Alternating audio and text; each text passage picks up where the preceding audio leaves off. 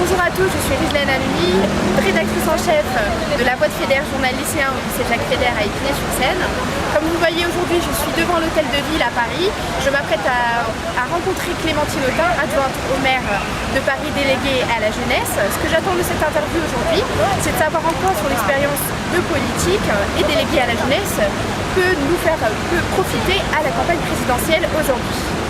Donc, dans votre blog auquel vous participez très activement, vous précisez 125 propositions, dont une particulièrement sur les jeunes. Je cite donc vous préconisez l'accès aux études supérieures sans aucun frais d'inscription et sans aucune sélection. Donc en clair, est-ce que ça veut dire qu'on supprime les grandes écoles ? Donc déjà rien que le terme les grandes écoles, ça fait partie des mots, les grandes écoles, l'élite, tout ça qui me gonfle. Voilà, bien sûr que tout le monde ne fera pas la même chose, tout le monde n'aura pas, enfin moi j'espère pas une société où tout le monde fait les mêmes études, où tout le monde a le même niveau. Il faut que chacun puisse aller là où il a envie d'aller. Simplement, il ne faut pas que quand on est dans un certain milieu social, on n'ait pas les moyens d'accéder à certaines études. Donc d'abord c'est cet enfermement qui pour moi est un problème. Il faut lutter contre la reproduction sociale et il est plus acceptable que les jeunes qui accèdent aux grandes écoles soient des jeunes issus de milieux favorisés. Il faut que tout le monde puisse accéder à ces espaces et à ces grandes écoles. Donc nous on pense que la gratuité dans l'enseignement supérieur c'est déjà une des clés pour permettre d'avoir un peu plus d'égalité d'accès à ces études.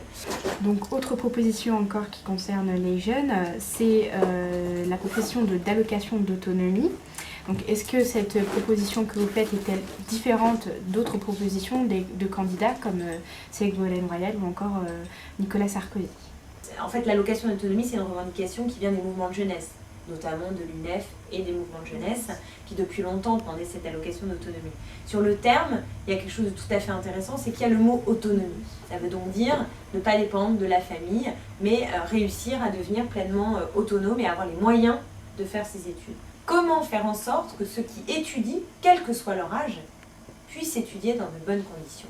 Et ça, moi, je serais pour ne pas le conditionner à l'âge.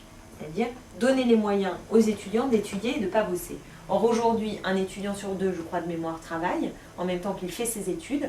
Or on sait très bien que le fait de travailler, ça pèse sur la réussite scolaire. Et donc en ce qui concerne le budget des étudiants, vous proposez un dédoublement de celui-ci. En clair, comment on va financer ce dédoublement de budget ? Alors, ça c'est plus global, c'est comment trouver des sous dans ce pays pour justement répondre à tous les besoins sociaux. Et ça veut dire partager les richesses autrement. C'est-à-dire que c'est pas à budget de l'État constant en réduisant le déficit qu'on va répondre aux besoins sociaux tels qu'ils sont aujourd'hui. D'autant plus que la structuration du budget de l'État c'est n'importe quoi, puisqu'on sait que la TVA pèse considérablement alors que l'impôt sur le revenu pèse très peu. Et surtout, la question fondamentale, c'est la répartition différente entre le capital et le travail. Donc, comme je l'ai dit en début d'interview, vous êtes féministe.